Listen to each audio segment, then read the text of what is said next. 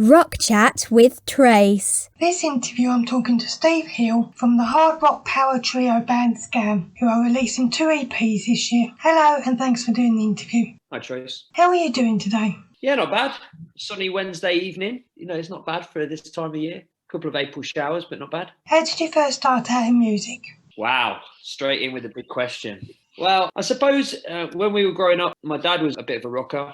And on a Sunday evening, he'd stick on some vinyl and we'd all be like rocking out in the living room, listening to a bit of the Police and the Eagles. And so got the bug at quite a young age. And then I started forming my own way in music and listening to bands that were out at the time. And natural progression, I just wanted to be in a band and picked up a guitar when I was about 15, something like that. And it just all went from there, really. Started the band with my best mate, Matt, when I was 16 years old. Our very first band, my best mate is still on bass now in the band. And then as years have gone, we've gone through a few drummers, but that brings us right up to today.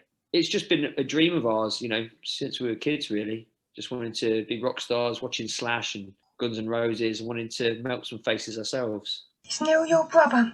Yeah, he's my brother. Yeah, when we started the band, you see, he was little. We had another friend start on drums, but Neil was really little then. He was only tiny. And then he went to university. And when he came back from university and he was in his 20s, I allowed him to join the band. Who would you say are your musical influences? I would say my biggest influence is Angus Young, AC/DC. Just listening to AC/DC changed my life, changed the way that I listen to music. I've already mentioned Slash. He was probably the first guitar god that I started to worship. And then through the years, I've become a bit more diverse, a bit of metal in the noughties, like in the 2000s, I was listening to a lot of Pantera and Dimebag Darrell and Iron Maiden. And then also recently there's a band, I don't know if you've heard of them, called Electric Mary from Australia. And they're just a sort of new band to me a few years back, and it just really captivated me. And I think they're an incredible band. So if any of your readers are not aware of them, should definitely check out Electric Mary. Explain to me Intravenous. Right, Intravenous is sort of the fourth Scam album, but we try and do things a little bit differently. So we hoped to, instead of releasing an album as a set piece, we've split it into two parts, 2 EPs that we've released separately. A couple of reasons for that, really. One is that we wanted to spread out the release across a longer period of time rather than just dropping the album and then it fizzling out, over a month or so. And this way we get to release new stuff for the whole year, which is amazing. And secondly, we really thought that, and again, I'm not saying this as a negative towards anything that any of the bands are doing, but we try and always think about a little bit out of the box and do something that's a little bit quirky. So we thought it was a really nice idea that people would invest and buy the first part of a record, not hearing the second part, and then they've got that to look forward to towards the end of the year. The title Intravenous is kind of a little bit, it started out that the whole album's kind of built around like a medical type theme, and the songs themselves are all about like different conditions, the human conditions. So there's everything from anxiety and depression through to jealousy and addiction and that kind of thing. And lust and love, all of them really. When is the second EP coming out? The official release comes out on October the 1st. Pre-order is actually available now on our website, which is www.scamuk.com, for people to pre-order it. And there's a bunch of stuff on there, different bits of merch, and people were moaning that we didn't do it on vinyl, so we created a vinyl version, so that's available on there as well. Tell me about your merch packages. A bit more about the merch packages, of course. Don't need any coercion into that. We've got a range of t-shirts available. Again, we try and listen to the fans. Fans wanted a long sleeve shirt, so we've made a long sleeve bundle. And so you're able to buy the shirts with the CD for a discount price, search with the shirts with the vinyl. And also there's a couple of little quirky numbers in there. There's a beanie hat, and there's also a limited edition poster, which we'll sign and send out. People that would like something to frame on the wall. God knows why they would want a picture of us on the wall, but some people do.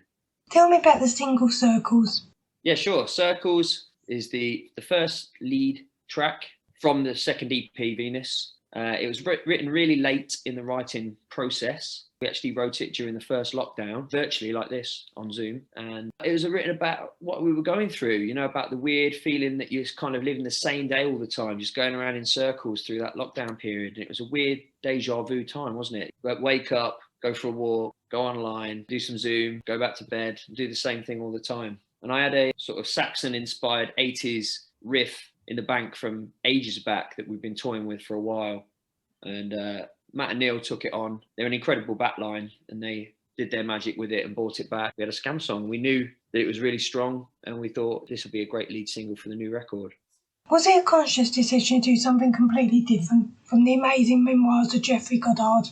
It was. And I'll be honest with you, it was a little bit daunting after Memoirs, because that was, again, something we were trying to do that was a little bit different, the concept record idea, and doing something with a story going through it, and all of the artwork and everything that went into that was a massive labour of love for us. And then we thought, well, we can't do that again. That would just be daft to try and recreate that again. So that's where we started coming up with ideas about how we were going to go back to a standard album, but do something as well that was a little bit different, try and make it stand out again without being another concept album. How hard was it to do a concept album like that? It's equal parts really difficult and equal parts rewarding. Some of the things I found really nice and easy was once we'd sit down and discussed what the whole story was. So Goddard's about a time-traveling Spitfire pilot. And then that kind of gives you ideas about all what the songs are about, because it tells, every time he goes to a different place, you can meet new people and you can talk about the imagery of that place. And that makes it quite easy lyrically to sculpt the songs.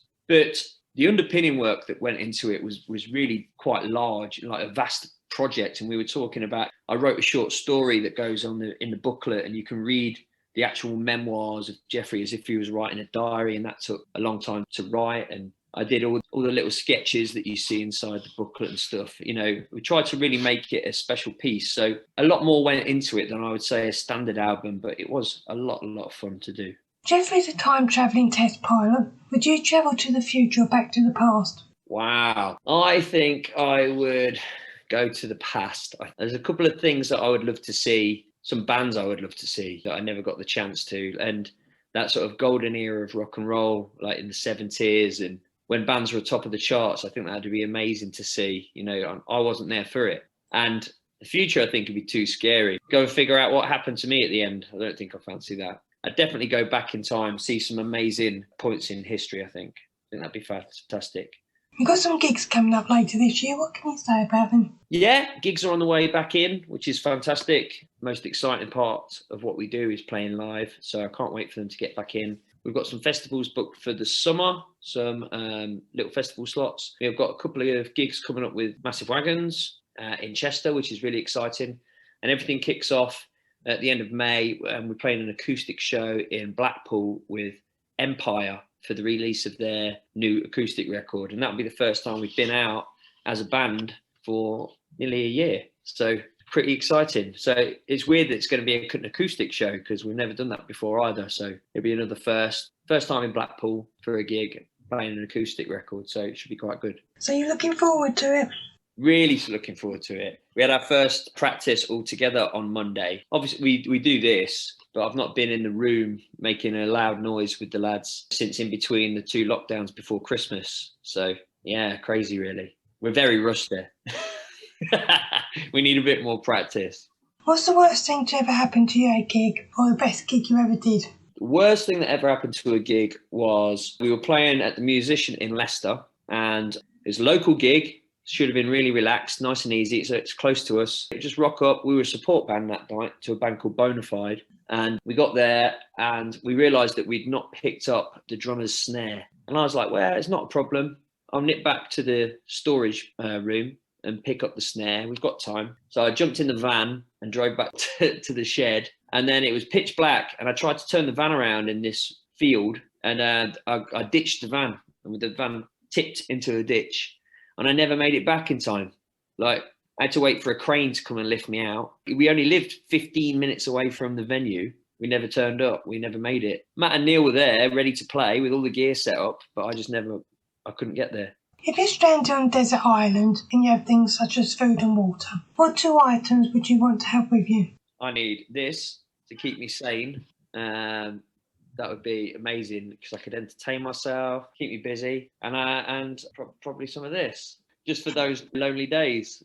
So I'm very basic. Beer and a guitar. Anything else you want to mention? Thank everybody for their support so far. and things have been tough over the last year, and we're always overwhelmed by the amount of support that we get. So we launched the pre-order on Monday for the new EP, and the response has been amazing. People have been losing their jobs and furloughed, and I just can't believe the response that we get. And the fans, we have a fan group called the Scam Massive. They're amazing to us, and they do special things. So just want to thank everyone, wish everyone well, make sure that they're staying safe, and we'll see them on the road soon.